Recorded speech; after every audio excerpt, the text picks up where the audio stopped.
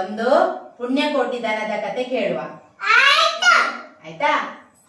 ಈ ಪುಣ್ಯಕೋಟಿ ದನ ಒಂದು ದಿವಸ ಮೇಯ್ತಾ ಮೇಯ್ತಾ ಮೇಯ್ತಾ ಮೇಯ್ತಾ ದೂರ ಹೋಗಿ ಬಿಡ್ತದೆ. ಅವರ ಬಂಧುಗಳೆಲ್ಲ ಕತ್ತಲಾಯ್ತು ಅಂತ ತಮ್ಮ ಕೊಟ್ಟಿಗೆಗೆ ಮರಳಿ ಹೋಗ್ತಾರೆ. ಆದ್ರೆ ಪುಣ್ಯಕೋಟಿ ದಾರಿ ತಪ್ಪಿ ಕಾಡಿಗೆ ಹೋಗ್ತಾಳೆ. ಆಗ ಕಾಡಿನಲ್ಲಿ ಯಾರಿರ್ತಾರೆ? ಯಾರಿರ್ತಾರೆ? ಹುಲಿ. ಹುಲಿ ಏನ್ ಮಾಡ್ತದೆ? ಓಡಿ ಬಂದು ಪುಣ್ಯಕೋಟಿಯನ್ನು ಹಿಡ್ಕೊಳ್ತದೆ ಗಟ್ಟಿಯಾಗಿ.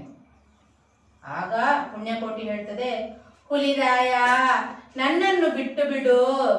ನನಗೆ ನನ್ನ ಮನೆಯಲ್ಲಿ ಸಣ್ಣ ಕರು ಇದೆ, ನನ್ನ ಮಗು ಇದೆ. ಆ ಮಗುವಿಗೆ ನಾನು ಹಾಲೇ ಕೊಡ್ಲಿಲ್ಲ ಇವತ್ತು.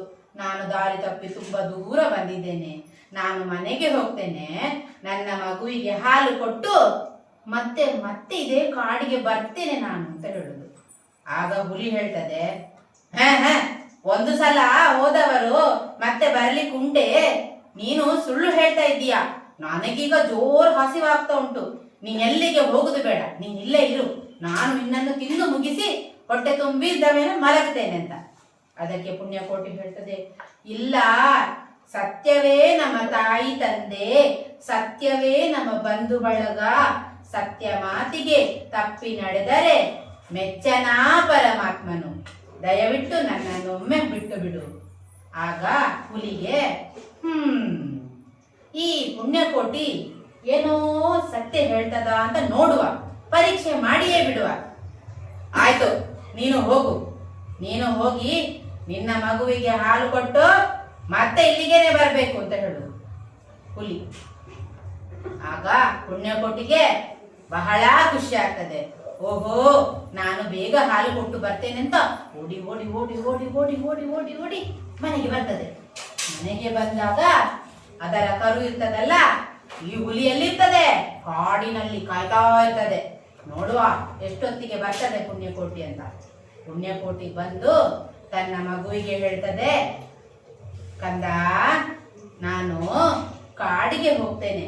ನನ್ನನ್ನು ಒಂದು ಹುಲಿ ಬೇಟೆಯಾಡಿದ. ಅದರಲ್ಲಿ ನಾನು ವಿನಂತಿಸಿಕೊಂಡು ನಿನಗೆ ಹಾಲು ಕೊಡ್ಲಿಕ್ಕೆ ಅಂತ ನಾನು ಬಂದಿದ್ದೇನೆ. ದಯವಿಟ್ಟು ಬೇಗ ಬೇಗ ಹಾಲು ಕುಡಿ, ನಾನು ಹೋಗ್ತೇನೆ ಅಂತ. ಆಗ ಕರು ನನಗೆ ಅಮ್ಮ ಬೇಕು, ನನಗೆ ಅಮ್ಮ ಬೇಕು, ನೀನು ಹೋಗ್ಬೇಡ ಅಂತ ಅಳುದು ಕರು.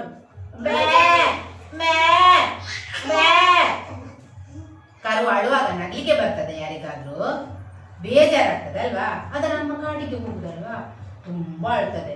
ಆದ್ರೂ ಎಲ್ಲರೂ ಬೇರೆ ದನಗಳಿಗೆ ಹೇಳ್ತದೆ. ಪುಣ್ಯಕೋಟಿಯ ಗೌರಿ, ಗಂಗೆ, ತುಂಗೆ ಎಲ್ಲ ಇರ್ತಾರಲ್ಲ, ಅವರಿಗೆ ಪುಣ್ಯಕೋಟಿ ಹೇಳ್ತಾಳೆ, ನನ್ನ ಕರುವನ್ನು ಚೆನ್ನಾಗಿ ನೋಡ್ಕೊಳ್ಳಿ, ನಿಮ್ಮ ಮಗುವಿನಂತೆ ನನ್ನ ಮಗುವನ್ನು ನೋಡ್ಕೊಳ್ಳಿ ಅಂತ ಹೇಳಿ ಒಪ್ಪಿಸಿ ಪುಣ್ಯಕೋಟಿ ಏನ್ ಮಾಡ್ತಾಳೆ?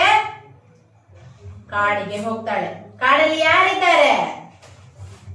ಹುಲಿ.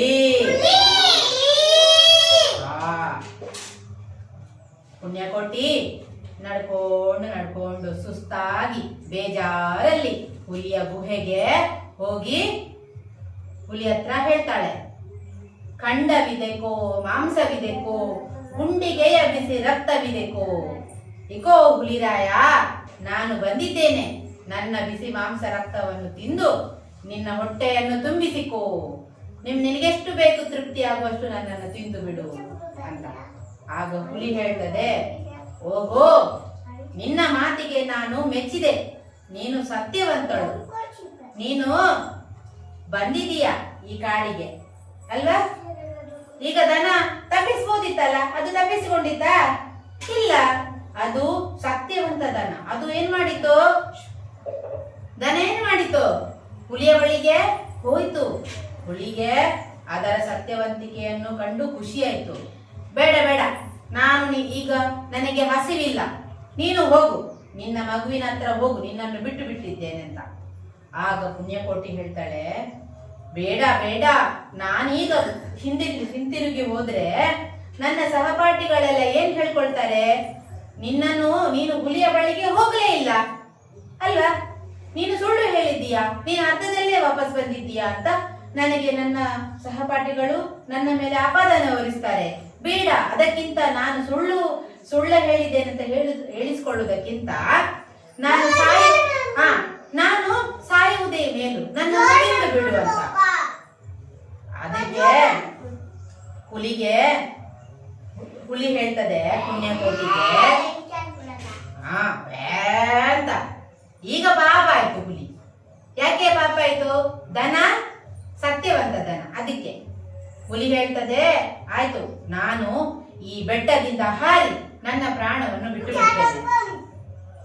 ಹೀಗೆ ಹಾರುದಲ್ಲ, ಜಂಪ್ ಮಾಡುದು, ಗೊತ್ತಾಯ್ತಾ? ಅದರ ಗುಹೆ ಉಂಟಲ್ಲ, ಗುಹೆ ಎದುರುಗಡೆ ಒಂದು ದೊಡ್ಡ ಬೆಟ್ಟದ ಕಲ್ಲು ಉಂಟು. ಆ ಕಲ್ಲಿನಿಂದ ಕೆಳಗೆ ಜಂಪ್ ಮಾಡಿ ಹುಲಿ ಸತ್ತು ಹೋಗ್ತದೆ. ಆಮೇಲೆ ಹುಲಿ ಸಾಯುವುದಕ್ಕಿಂತ ಮೊದಲು ಹೇಳ್ತದೆ, ನಿನ್ನ ಸಹಪಾಠಿಗಳಿಗೆ ನನ್ನ ಈ ಶವವನ್ನು ತೋರಿಸು, ಆ ಹುಲಿ ಸತ್ತು ಹೋಯ್ತು ಅಂತ. ನಾನು ನಿನ್ನನ್ನು ಸುಳ್ಳು ಮಾಡುವುದಿಲ್ಲ, ಮುಂದಿನ ಜನ್ಮದಲ್ಲಿ ನೀನು ನನ್ನ ಸಹೋದರಿಯಾಗಿ ಹುಟ್ಟು ಅಂತ ಹೇಳಿ ತನ್ನ ಪ್ರಾಣವನ್ನು ಬಿಟ್ಟಿತು. ಈಗ ಪುಣ್ಯಕೋಟಿ ಏನ್ ಮಾಡ್ತದೆ? ಬಹಳ ಖುಷಿಯಾಗಿ ತನ್ನ ಕೊಟ್ಟಿಗೆಗೆ ಮರಳಿ ಹೋಗ್ತದೆ. ತನ್ನ ಕರುವಿನೊಟ್ಟಿಗೆ ಖುಷಿಯಾಗಿ ಜೀವನ ಪೂರ್ತಿ ಬಾಳ್ತದೆ. ಅರ್ಥ ಆಯ್ತಾ ಕತೆ?